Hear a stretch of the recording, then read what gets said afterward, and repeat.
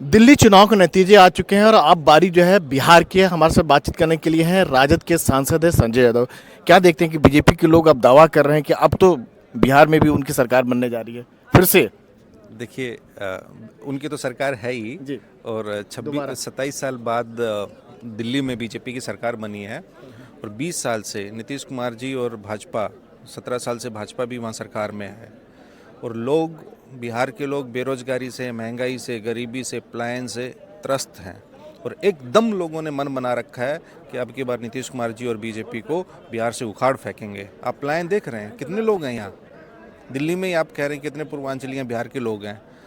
उस सरकार की नाकामी है, तभी यहाँ है ना, विफलताएं हैं लेकिन उनकी। वो कह रहे हैं कि एक जो सरकार की बात करते हैं, एक अच्छी सरकार वो दे रहे हैं, कानून व्यवस्था का राज दे रहे हैं, और आपके समय की गिनाने लगते हैं कि आरजेडी के समय जो अव्यवस्था थी देखिए, बिहार में चहुं ओर प्रशासनिक अराजकता है, अव्यवस्था है, कुशासन है। आप नीति आयोग की रिपोर्ट को पढ़िए। एसडीजी डेवलपमेंट इंडेक्स में नीति आयोग के जो सूचकांक हैं, उनमें सबसे नीचे मल्टी डायमेंशनल पॉवर्टी में सबसे गरीब, जो सबसे निचले पायदान पे कौन है? बिहार है। पलायन में अव्वल कौन है? बिहार है। बेरोजगारी में कौन है? बिहार है।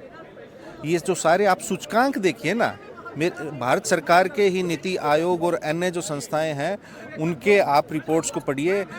सबसे, देश में सबसे कम आय किसानों की बिहार में है।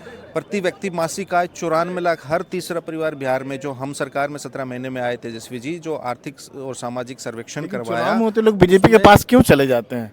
कौन लोग जो है, चाहे संसद का, लोकसभा का चुनाव देखिए, उपचुनाव देखिए। नहीं नहीं नहीं, आप देखिए कि 1990 से लेके और 2020 के चुनाव तक, एक 2010 का चुनाव आप छोड़ दीजिए, बाकी सब चुनावों में राष्ट्रीय Janata Dal single largest party है। लोग तो हमारे पास आते हैं, राष्ट्रीय जनता दल और लालू प्रसाद जी के डर से वहाँ लोग एकजुट हो रखे हैं। उनको पता है कि राष्ट्रीय जनता दल की क्या ताकत है। नहीं, वो ठीक है, आपकी बात कहना सही बात है, लेकिन लोकसभा चुनाव की बात करें तो जिस तरह का उनके पास मैंडेट देखता है उपचुनाव में भी वो। आप ये देखिए कि इस लोकसभा चुनाव में, पिछले लोकसभा चुनाव में, इस चुनाव में हमारे 9% मतों की बढ़ोतरी हुई है। और सीट की बात करें तो, और विगत विधानसभा चुनाव में आप देखिएगा 12,756 वोटों का अंतर था। और उस अंतर को पिछले चुनाव में कैसे चुनाव आयोग की क्या संलिप्तता रही, क्या भूमिका रही, कैसे 12 सीटों को जबरन हमें हराया गया, उसके बावजूद राष्ट्रीय जनता दल नंबर 1 पार्टी है। और अब की बार लोगों ने मन बना रखा है, युवाओं ने, किसानों ने, मजदूरों ने, छात्रों ने, शिक्षकों ने, कर्मचारियों ने, व्यापारियों ने, सब ने मन बना लिया है। अब की बार नीतीश कुमार जी, बिल्कुल उनकी क्या अवस्था है उस पर मैं कोई किन टिप्पणी मुद्दों नहीं करना चाहता, लेकिन बिहार सब देख रहा है। और जो नीतीश कुमार जी के साथ रहेगा उसका डूबना तय है। एक अंतिम ये एक सवाल कि किन मुद्दों के आधार पर जनता के बीच में जाएंगे? हम हमेशा जनहित के मुद्दों की राजनीति करते हैं, लोक कल्याणकारी मुद्दों की राजनीति करते हैं। बेरोजगारी सबसे बड़ा मुद्दा है, पलायन सबसे बड़ा मुद्दा है, शिक्षा में अव्यवस्था सबसे बड़ा मुद्दा है। आप देखिए बिहार की यूनिवर्सिटीज़ के आप हालात देखिए। जो छात्र 7 साल में उसको डिग्री मिलती है ग्रेजुएशन की। आप स्वास्थ्य की हालात देखिए, कितने लोग यहाँ एम्स में जाके देखिए, आपको 60% बिहार के लोग मिलेंगे। 20 साल से वो सरकार में है। अब मैं 2005 के बाद की बात कर रहा हूँ। आप अपराध के आंकड़े देखिए, हमारी तरफ से डेली प्रतिदिन शाम को एक क्राइम बुलेटिन जारी होता है। हर 10-15 दिन में तेजस्वी जी, जब क्राइम की बात होती है तो आपके समय के क्राइम को लोग गिनाने लगते हैं अभी भी। आप लिखतम पे जाइएगा या बख्तम पे जाइएगा, आप एनसीआरबी के आंकड़े देखिए, आप एनसीआरबी के आंकड़ों का तुलनात्मक अध्ययन कीजिए, विश्लेषण कीजिए। उस वक्त बिहार झारखंड एक था, संयुक्त बिहार झारखंड था। उस वक्त 54 जिले थे। आज डिवाइडेड बिहार अलग है। और उस वक्त के आंकड़े 1990 से लेकर 2005 और 2005 से 2020 तक के आप आंकड़ों का तुलनात्मक अध्ययन कीजिए। बिहार में क्राइम बढ़ा है। अच्छा, क्यों नहीं निवेश आ रहा बिहार में?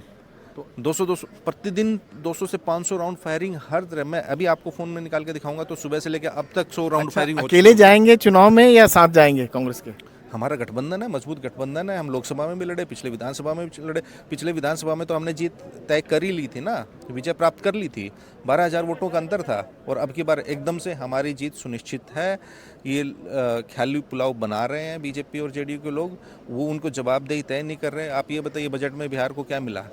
वो तो बोले बहुत कुछ मिल गया, मखाना कुछ बोर्ड नहीं मिला, आईआईटी मिला। मखाना बोर्ड पहले से 2002 से मखाना रिसर्च इंस्टीट्यूट है, उसमें 42 स्वीकृत पद हैं, 10 भी कार्यरत नहीं है। एयरपोर्ट मिला, किस जगह मिला?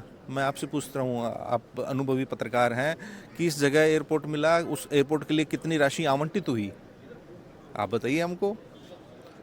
वेस्टर्न कोसी कैनाल की बात कर रहे हैं, वित्तीय मदद देंगे, कितनी देंगे भाई? वो तो 1,65,000 करोड़ 2015 से एनडीए बोल के रहे हैं। सांसद बता रहे कि आज तक कभी नहीं मिला जितना मिला है। 2015 में 1,65,000 करोड़ रुपए प्रधानमंत्री जाके बोली लगा के आए थे। उसी दौरान प्रधानमंत्री जी ने नीतीश कुमार जी के डीएनए को भी खराब बताया था। क्या मिला है बिहार को? उस 1,65,000 करोड़ में बिहार सरकार श्वेत पत्र ला दे, बता दे कि भैया हमने 1,65,000 करोड़ में मोदी जी के रहमो करम से और कृपा से इतना बिहार को मिला है। वो हेड वाइज आप बता दीजिए, जो उस वक्त उन्होंने कहा था कि इतना 1,000 करोड़ इसका है, इतना 1,000 करोड़ का है। अभी 7 महीने पहले 60,000 करोड़ रुपए घोषणा हुई थी ना इंटरिम बजट में भाई, वो 60,000 करोड़ में से 60 करोड़ मिला है। आप पूछिए जरा। ये थे संजय यादव, तेजस्वी यादव के बेहद खास है और इनका दावा है कि इस बार जो है सरकार बिहार में बनेगी तो राजद और कांग्रेस की बनेगी। संसद भवन से राजीव रंजन, एनडीटीवी इंडिया।